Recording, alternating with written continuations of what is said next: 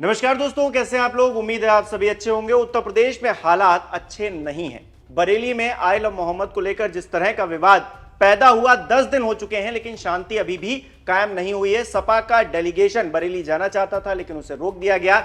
बावजूद इसके आंवला से सांसद हैं, वो बरेली पहुंच जाते हैं लेकिन उनको वहां पर जाकर हिरासत में ले लिया जाता है। बुलडोजर भी उसके बाद चलता है, लेकिन सवाल यह है कि ये बुलडोजर किसे डराने के लिए चलाया जा रहा है। इस पर बात करेंगे। संजय शर्मा जी हमारे साथ मौजूद है। सर, बहुत बहुत स्वागत है आपका। सर, ये बुलडोजर क्यों चलाया जा रहा है, किसके लिए चलाया जा रहा है और इससे किसका फायदा हो रहा है? तौकीर रजा के करीबियों पर आप बुलडोजर चलाकर क्या साबित करना चाहते हो और सपा सांसदों को क्यों नहीं बरेली जाने देना चाहते?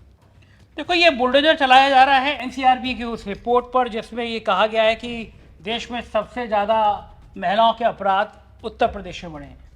ये बुलडोजर चलाया जा रहा है उन सपनों पर जो ये सोचते थे कि उत्तर प्रदेश की सरकार स्कूलों की बात करेगी, अस्पताल की बात करेगी।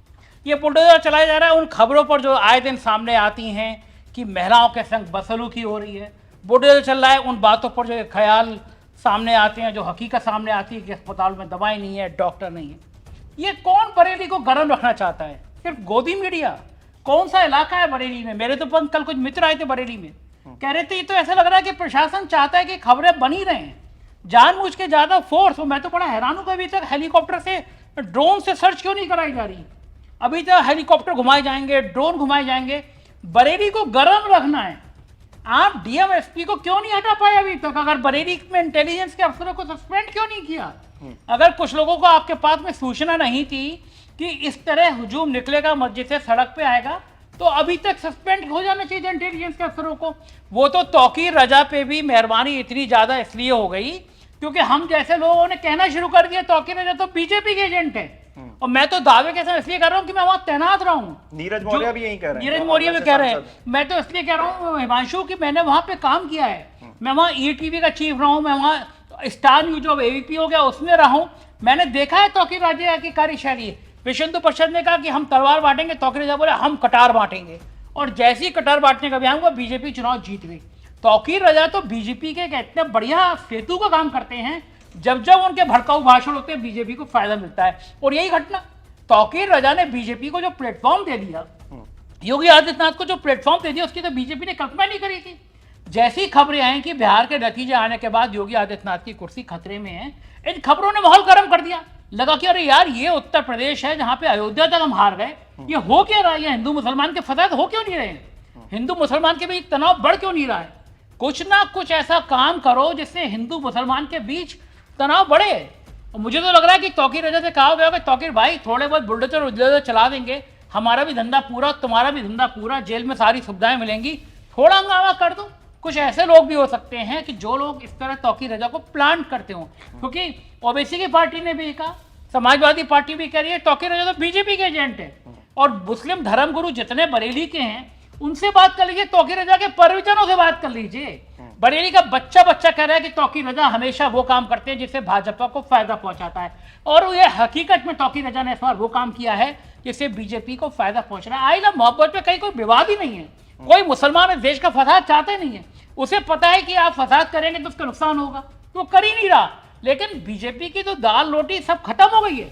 अगर मुसलमान फसाद नहीं करेगा, मुसलमान सड़क पे नहीं आएगा, तो करेंगे क्या भाई लोग? भाई लोग तो चाहते हैं कि मुसलमान सड़क पे आ जाए, हम उनकी टांग पे गोली लगवाएं, फिर बुलडोजर चलवाएं, फिर कहें देखो हमने अब्दुल की चूड़ी टाइट कर दी। अब्दुल की चूड़ी नहीं, असल में हिंदुओं की चूड़ी टाइट हो रही है। हिंदुओं के बच्चे बेरोजगार हो गए हैं, किसान आत्महत्या कर रहे हैं, गरीब को खाना नहीं है। तो चूड़ी अब्दुल की नहीं, चूड़ी संजय शर्मा की टाइट हो रही है, हिंदुओं की टाइट हो रही है। इस मैसेज को बचाने के लिए, बताने के लिए कि भाई मुसलमान की चूड़ी टाइट हो रही है, ड्रामे किए जा रहे हैं। तौकीर रजा उस ड्रामे के बहुत जीते जागते पात्र हैं, लेकिन सबको समझ आ रहा है कि ड्रामा कर क्यों रहे हो, किस लिए कर रहे हो। और ब्रिजभूषण तो कह ही रहे हैं कि नौकरी वोकरी तो है नहीं, सब आउटसोर्सिंग पर है मामला। अब आउटसोर्सिंग पर अगर सब चीजें हो रही हैं तो फिर राजनीति कैसे गर्म करेंगे? लेकिन सवाल यह भी है कि अखिलेश यादव के तमाम सांसद बरेली जाना चाहते हैं, तो सांसदों के जाने से क्या दिक्कत हो सकती है किसी को? क्योंकि सांसदों के साथ सुरक्षा होती है, ऐसा कोई वो हंगामा कर नहीं देंगे। और क्या आपको अपनी पुलिसिंग पे, अपनी व्यवस्थाओं पे, अपने प्रशासन पे भरोसा नहीं है कि एक इलाके को आप सील करे दे रहे हैं, जुमा आता है तो आप 48 घंटे तक इंटरनेट बंद कर देते हैं? तो क्या इस बंदी से ही इस प्रशासन की सख्ती से ही आप मामले को कंट्रोल में लाएंगे? वो भी मामला क्या, आई लव मोहम्मद, कोई हेट वाला मामला होता, कोई किसी को गाली दे रहा होता। आपके नेता तो गाली दे देते हैं दूसरों को, आप उन पर कोई एक्शन लेते नहीं। दरअसल में अगर वो सांसदों को रोकेंगे नहीं तो ये मैसेज कैसे जाएगा कि वो कुछ कर रहे हैं, वो एक्शन में आ रहे हैं। सांसदों को रोकेंगे, हंगामा करेंगे, तो इस तरह के सारे काम करेंगे जिससे टीवी पर सुर्खियां बनी रहे। सांसद जाएंगे, वो बयान दे देंगे, कुछ ज़्यादा चलेगा नहीं।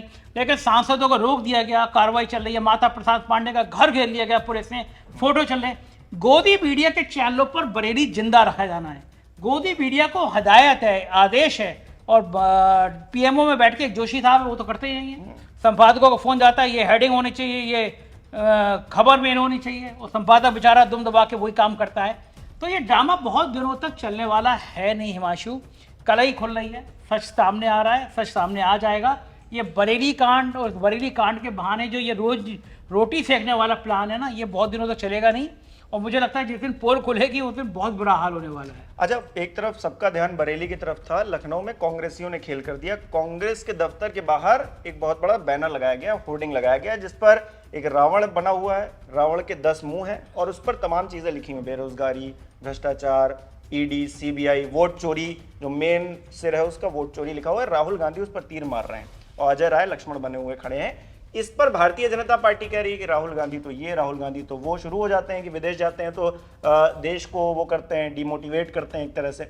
लेकिन जिस तरह से आई लव मोहम्मद का विवाद चल रहा था, उस बीच ये बहुत बड़ा मामला कि इतने सारे रावण खड़े हैं आपके सामने, लेकिन आप आई लव मोहम्मद पर ध्यान दे रहे हैं। इस पर कब देंगे ध्यान भाई? हिमांशु बिल्कुल ठीक कह रहे हो आप। किसी भी मध्यम वर्गीय परिवार से जाके पूछो कि तुम्हारी जिंदगी कैसे चल रही है, उसको दिल पे हाथ रख के पूछो 2014 से जिंदगी में कितनी बाहर आई, एक आदमी नहीं मिलेगा। हर आदमी कहेगा 2014 से जिंदगी में कोई झंड हो गई है, बिल्कुल बेकार हो गई, बर्बाद हो गई है।